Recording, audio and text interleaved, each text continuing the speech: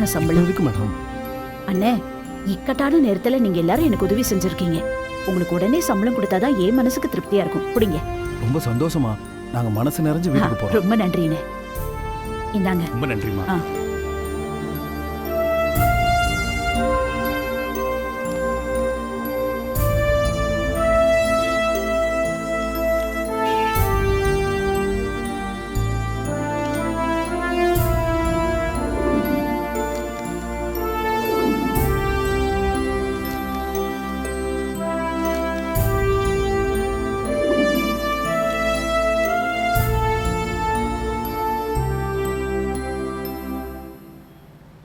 இந்த ஷிஃப்ட்டுக்கு இவ்வளவுதான். இந்த பொடி. ஃபர்ஸ்ட் ஷிஃப்ட்ல ரெடியான துணியெல்லாம் பாக்ஸ் ஆகி ரெடியா வச்சிருப்பாங்க. அதையெல்லாம் டெலிவரிக்கு ரெடி பண்ணி சப்மிட் பண்றதுக்கு ரெடியா எடுத்து வச்சிருங்க. அம்மா, எவ்வளவு மீட்டர்மா ரெடியா இருக்கு? நம்ம எதிர்பார்த்ததை விட 2000 மீட்டர் கம்மியா தான் ரெடியா இருக்கு. எப்படி அத்தை சரி பண்ண போறோம்? ரெண்டாவது ஷிஃப்ட் ஆளுங்களை கொஞ்சம் என்கரேஜ் பண்ணி எக்ஸ்ட்ராவா ப்ரொடியூஸ் பண்ணி எப்படியாவது முடிச்சிடுவோம். அவ்வளவுதான். சரிங்கம்மா. நீங்க போய் நான் சொன்ன வேலையை பாருங்க. சரிங்க அத்தை, வாங்க.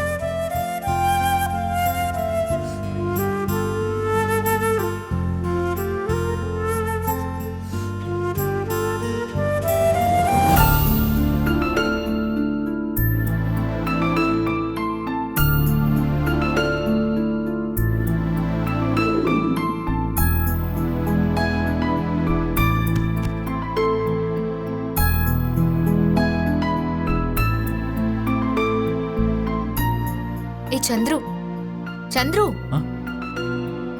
ஏன் இப்படி வேர்த்திருக்கு?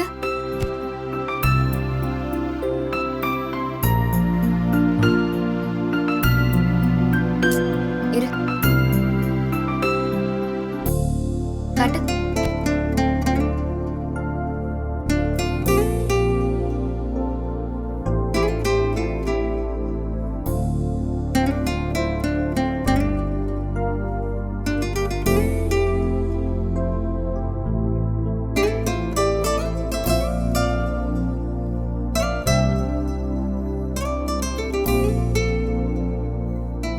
ஸ்வேதா, உனக்கும் தான் வேர்த்து இருக்கு. இங்க பாரு, கண்ணம் கழுத்தெல்லாம் முத்து முத்தா வேர்த்து இருக்கு. நீ உன்னோட ஷாலால என் வேர்வையை தொடச்சிட்ட. என்ன வேற கர்ஷிப் வச்சுக்க வேண்டாம்னு சொல்லிட்ட. இப்போ உன் வேர்வையை நான் எப்படி தொடக்கிறது?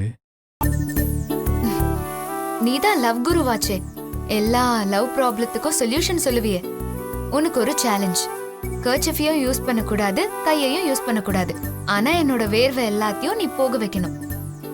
ஏதாவது ஒரு ஐடியா பண்ண பாப்போம்.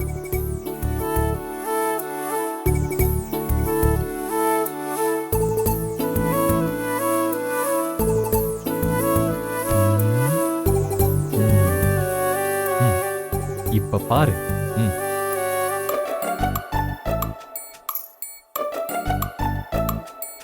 என்ன பண்ண போறான் பாப்போம்.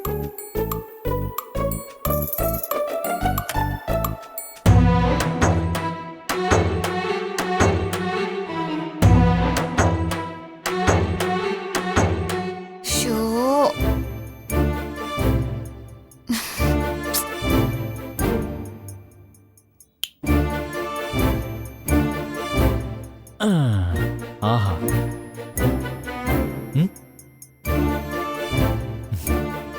இப்படி ஒரு ஃபேன் எடுத்துட்டு வந்து அந்த ஃபேன் அப்படியே பிளக்ல மாட்டி இப்படி ஆன் பண்ணி விட்டா வேர்வையெல்லாம் பறந்து போயிடும். Now it's gone. டேய், நீ ஏதாவது ரொமான்டிக்கா ஒரு ஐடியா பண்ணுவ. செம்ம ஐடியாவா பண்ணுவேன்னு பார்த்தா ஃபேனை தூக்கிட்டு வந்திருக்க. ஏய், ஸ்வேதா, நில்லு சந்துரு.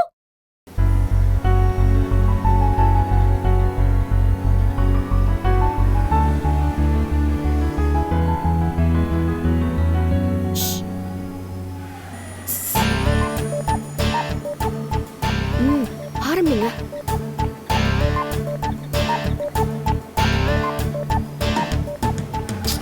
ஹலோ, உங்களை தான்.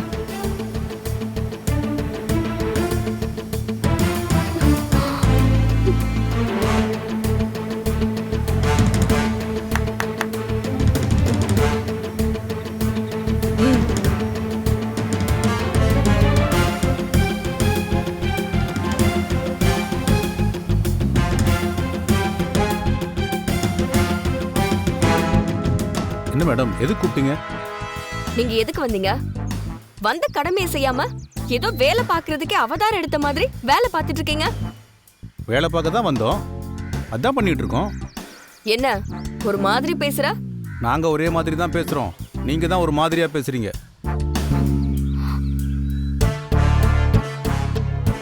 மாயாவோட ஆளுங்க தானே நீங்க?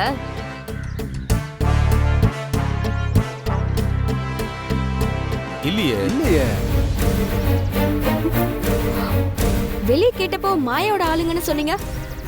நீங்களா எங்களை மாயாவோட ஆளுன்னு நினைச்சா நாங்க என்ன பண்றது? நாங்க பொன்னி மில்ஸோட ஒர்க்கர்ஸ்.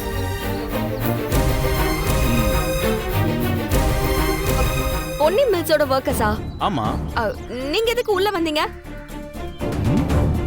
நீங்க வரக்கூடாதுன்னு தேடி வந்து உங்க லீடர் கந்தசாமி கிட்ட பணம் கொடுத்தேன். அவரும் உங்களுக்கு பணம் பிரிச்சு கொடுத்தாருல, பணத்தை கை நீட்டி வாங்கிட்டு எனக்கே துரோகம் பண்றீங்களா? துரோகத்தை பத்தி நீங்க பேசுறீங்களா? உங்களை பத்தி கேள்விப்பட்டோம். எங்க முதலாளி வீட்டுக்குள்ளேயே நுழைஞ்சு அவங்க உப்பையே தின்னுக்கிட்டு பல தில்லாலங்கடி வேலை செய்றீங்க. நீங்க துரோகியா நாங்க துரோகியா? ஏய், அந்த பேச்செல்லாம் இங்க பேசாத. நான் சொல்ற மாதிரி செய்ய போறீங்களா இல்ல உங்களை பத்தி கந்தசாமி கிட்ட சொல்லவா? இத்தனை நாள்ல அவன் பேச்ச கேட்டுக்கிட்டு தான் தாய் வீட்டுக்கே துரோகம் பண்ண பார்த்தோம். அவனால நாங்க குடிச்சு சீரழிஞ்சு கெட்டதுதான் மிச்சம். ஹலோ, இன்னைக்கு என்ன நடந்தது தெரியுமா?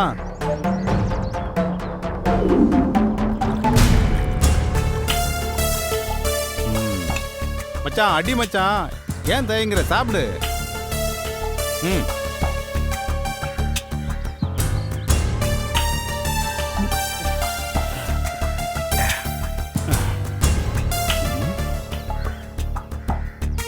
மச்சான், நம்ம ஒர்க்கர்ஸ் குரூப்ல முதலாளி அம்மா தான் மெசேஜ் போட்டிருக்காங்க. ஏய், கம்பெனியை நீங்க இல்லாம நடத்தி கட்டுறேன்னு ஏதாவது உதாரணம் விட்டு மெசேஜ் பண்ணிருப்பாங்க, நீ நல்லா பாரு. ஏய் இருடா, என்னன்னு பாப்போம். வணக்கம், நான் உங்க பொன்னி பேசுறேன். நீங்க எல்லாரும் என்ன மனநிலைமையில இருக்கீங்கன்னு எனக்கு தெரியாது. ஆனா எனக்காக கொஞ்சம் நேரம் ஒதுக்கி இந்த வீடியோவை முழுசா நீங்க எல்லாரும் பார்க்கணும். பொதுவா தொழிலாளிகளோட கஷ்ட நஷ்டம் இதெல்லாம் முதலாளிங்களுக்கு தெரியாதுன்னு சொல்லுவாங்க. ஆனா நாங்க அப்படி கிடையாது. உங்களை மாதிரியே ஒரு தொழிலாளியா தான் கொஞ்சம் கொஞ்சமா படிப்படியா முன்னேறி தான் முதலாளியா இருக்கோம். உங்க கஷ்டத்துக்கு நாங்களும் தோள் கொடுத்திருக்கோம். ஒண்ணுக்கொன்னா பழகி இருக்கோம், பாசமா இருந்திருக்கோம். எங்க வீட்டுல ஒரு விசேஷம்னா நீங்க எல்லாரும் கலந்துக்காம என்னைக்குமே அது நடந்ததில்லை. அதே மாதிரி உங்க வீட்டுல எந்த ஒரு விசேஷம்னாலும் எங்க குடும்பத்துல இருந்து அத்தனை பேரும் வந்து முன்னாடி நின்று நடத்தி கொடுத்திருக்கோம். நாம எல்லாரும் ஒரு கூட்டு குடும்பமா தான் இருந்திருக்கோம். இப்போ அந்த கூட்டு குடும்பத்துக்கு என்ன ஆச்சு? என்ன நடக்குது? இதையெல்லாம் பத்தி நீங்க எல்லாரும் ஒரு நிமிஷம் யோசிச்சு பாத்தீங்களா? யோசிக்க முடியாது. எப்படி யோசிக்க முடியும்? ஏன்னா உங்க கண்ணையும் அதை யோசிக்கிறதுக்கான தன்மையையும் யாரோ ஒருத்தங்க கட்டி போட்டிருக்காங்க. என் ஒவ்வொரு குடும்பமும் சரியா இருந்திருந்தாலே இப்படி எல்லாம் நடந்திருக்காது. இது எப்படி உங்களால இவ்வளவு சுயநலமா யோசிக்க முடிஞ்சது? இது இதோட முடிஞ்சு போற விஷயமா? உங்களோட குழந்தைங்களோட எதிர்காலம் இருக்கு, உங்க குடும்பத்தோட எதிர்காலம் இருக்கு. அதெல்லாம் யாரோ ஒருத்தரோட சுயநலத்தினால பாதிக்கப்படும்னு கொஞ்சம் கூட யோசிக்க மாட்டீங்க?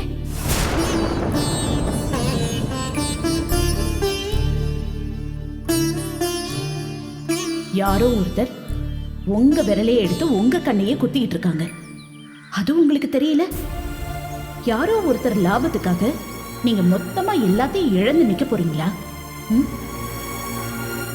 சந்தோஷத்துல கூட நிக்கிற திருப்தியை விட ஒருத்தங்க கஷ்டப்படும் போது கூட நிப்போம் பாருங்க, அதுதான் மனசுக்கு திருப்தியையும் நிம்மதியும் கொடுக்கும். உங்களுக்கு எல்லாமுமா இருந்த இந்த பொன்னி மில்ஸ் இப்ப கஷ்டத்துல இருக்கு. நீங்க எல்லாரும் மனசு வச்சீங்கன்னா இங்க வந்து வேலை செஞ்சு கை கொடுத்து பொன்னி மில்ஸ தூக்கி விடலாம்.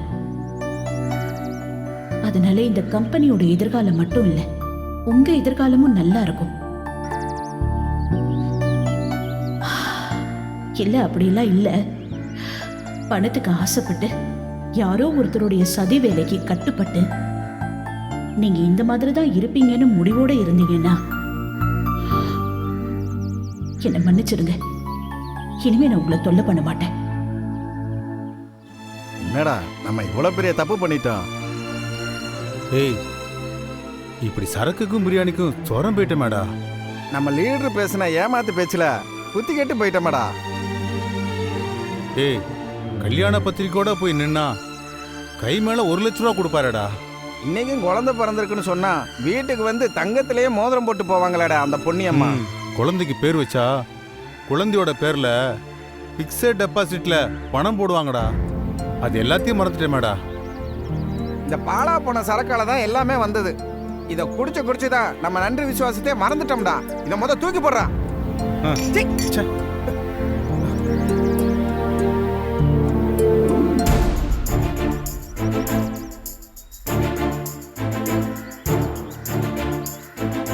நாங்க தான் நன்றி கெட்டு போய் நடந்துக்கிட்டோமே தவிர எங்க பொன்னி மேடம் எங்களை மறக்கவே இல்லை. அவங்க நினைச்சா எங்களை மொத்தமா தூக்கி எறிஞ்சிட்டு புது ஆளுங்களை வச்சு கம்பெனி நடத்த முடியும். எங்க பிள்ளைங்க வாழ்க்கை கெட்டக்கூடாதுனோ எங்க குடும்பம் கெட்டக்கூடாதுனோ இப்பவும் எங்க மேல அக்கறையா இருக்காங்க. ஓம் பேச்சையும் அந்த திருட்டு பைய கந்தசாமி பேச்சையும் கேட்டு கோயில் மாதிரி இருந்த எங்க கம்பெனியை நாங்களே நாசமாக்க பார்த்தோம். இப்ப நினைச்சாலும் கொலை நடுங்குது. இனிமே எங்க கம்பெனிக்கு எந்த கெடுதலும் பண்ண மாட்டோம். எங்க முதலாளி அம்மா தவம் மாதிரி வேலை பார்த்துட்டு இருக்காங்க. நாங்களும் எங்க பங்கை கொடுப்போம்.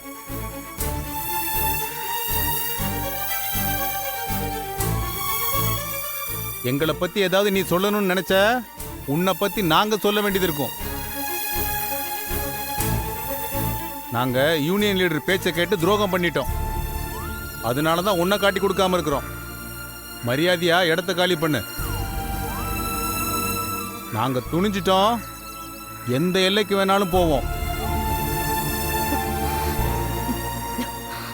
நீங்கெல்லாம் துரோகிங்க. இந்த அசைன்மெண்ட் முடியட்டும், அதுக்கப்புறம் இருக்கு உங்களுக்கு.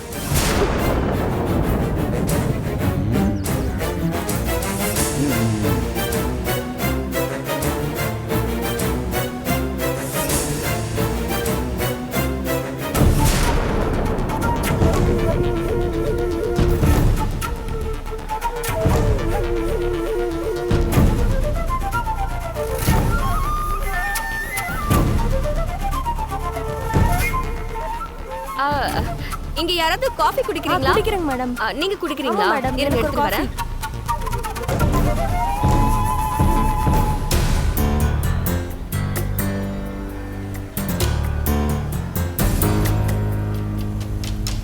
இதெல்லாம் நீங்க செக் பண்ணிருக்கேன். ஓகேங்க சார், செக் பண்ணிடுறேன் சார்.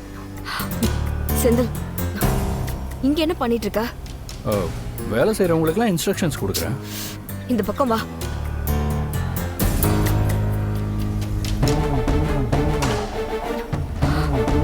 செந்தில், நம்ம எதுக்கு இங்க இருக்கோங்கிறதையே மறந்துட்டியா? சின்சியர் சிகாமணி மாதிரி அங்க நின்னு வேலை பார்த்துட்டு இருக்கா. எல்லாரும் வேலை பார்த்துட்டு இருக்கும்போது நான் எப்படி வேலை பார்க்காம இருக்க முடியும் பூஜா? செந்தில், உனக்கு சுத்தமா மரக்கழண்டுருச்சுன்னு நினைக்கிறேன். இப்படியே வேலை நடந்துச்சுன்னு வச்சுக்கோ, கண்டிப்பா பொன்னி அவளோட டார்கெட்டை ரீச் பண்ணிடுவா. அப்புறம் பொன்னி மில்லையும் மூட முடியாது, பொன்னியையும் வீட்டை விட்டு அனுப்ப முடியாது. இங்க பாரு, நான் என்னென்ன ஐடியாலாம் பண்ணி வச்சிருக்கேன்னு.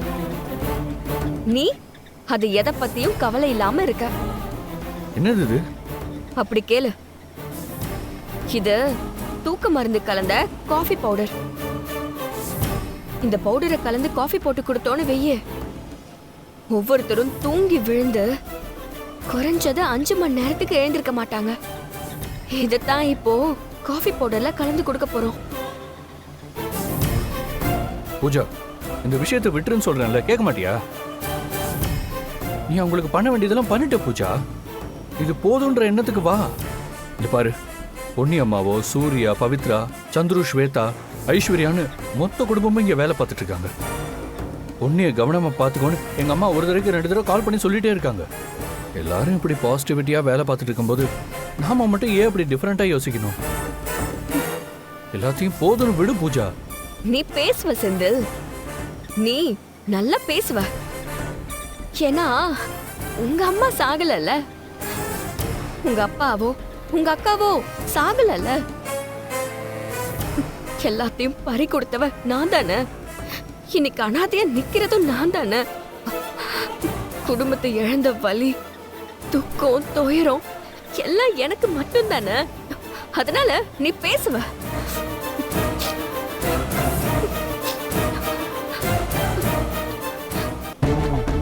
சரி, இதுல உனக்கு உடன்பாடு இல்லல, நீ ஒதுங்கிக்கோ, நான் பாத்துக்கிறேன். புவனா மேல நீ வச்சிருக்க காதல் இவ்ளோ சீக்கிரம் வெளுத்து போகும்னு நான் நினைக்கல. இனி நான் உன்னை எதுவும் பண்ணல, விட. ப்ளீஸ் பூஜா, நான் சொல்றதை கேளு பூஜா. இப்போ இது வேணான்னு சொல்றேன். இந்த ஒரு விஷயத்தை மட்டும் விட்டுருன்னு சொல்றேன். மொத்த குடும்பமும் பெரிய நம்பிக்கையோட வேலை செஞ்சுட்டு இருக்காங்க. இந்த சமயத்துல அவங்களுக்கு ஒரு வலியை கொடுத்துறாதுன்னு சொல்றேன். ப்ளீஸ் புரிஞ்சுக்கோ. செந்தில், முடிஞ்சா நான் சொல்ற வேலையை செய்ய, இல்லனா விலகிக்க. எனக்கு புத்தி சொல்ற வேலையை நீ வச்சுக்காத. பொன்னி விஷயத்துல நான் எதை பண்ணணும், எப்ப பண்ணணும்னு எனக்கு தெரியும்.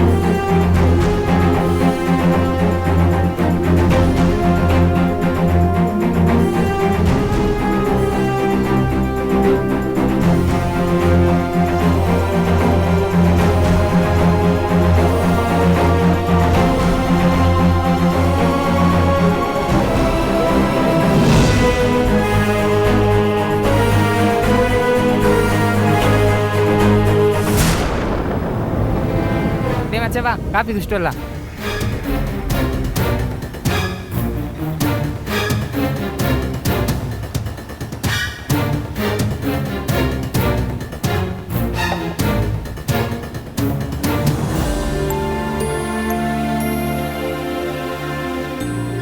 அம்மா, என்னம்மா? என்ன? அம்மா, சாப்பாடு நேரம் ஆயிடுச்சு. சாப்பாடுலாம் வந்துருச்சு. பிரேக் விட்டுறலாமா? டைம் ஆச்சுன்னா பிரேக் விட்டு தானே ஆகணும். அம்மா, அதுல ஒரு சிக்கல் இருக்குமா? என்னப்பா? ஏற்கனவே போன ஷிஃப்ட்ல பவர் கட் ஆனது, கேபிள் கட் ஆனது, இதுல 1 மணி நேரம் ப்ரொடக்ஷன் ஸ்டாப் ஆயிருக்கு. அந்த டெஃபிஷிட்டை சரி பண்ணணும்னா வித்தவுட் பிரேக் போனா மட்டும்தான் சரி பண்ண முடியும்.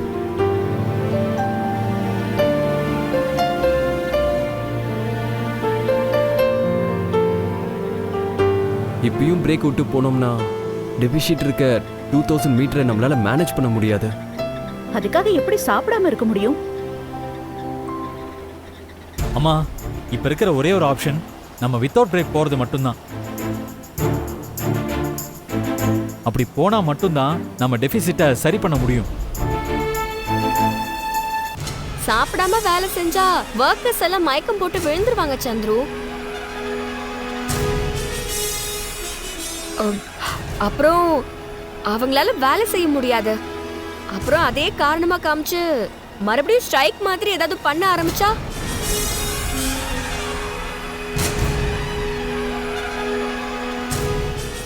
அப்புறம் ரொம்ப கஷ்டமாயிரும் சந்துரு. அதனால பிரேக் விட்டு போறது நமக்கு கரெக்டா இருக்கும். பூஜா, உனக்கு விஷயம் புரியலையா?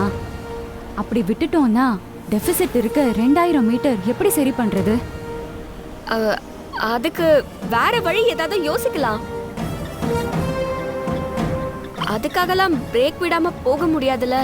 அப்புறம் அதுவே பெரிய ப்ராப்ளம் ஆயிடும்.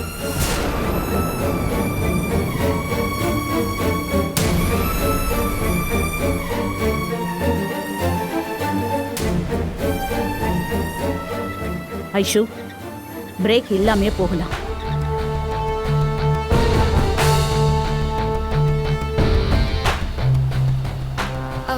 அப்புறம் தொழிலாளிங்களுக்கு சாப்பாடெல்லாம் அவங்க பட்னியா இருக்கணுமா?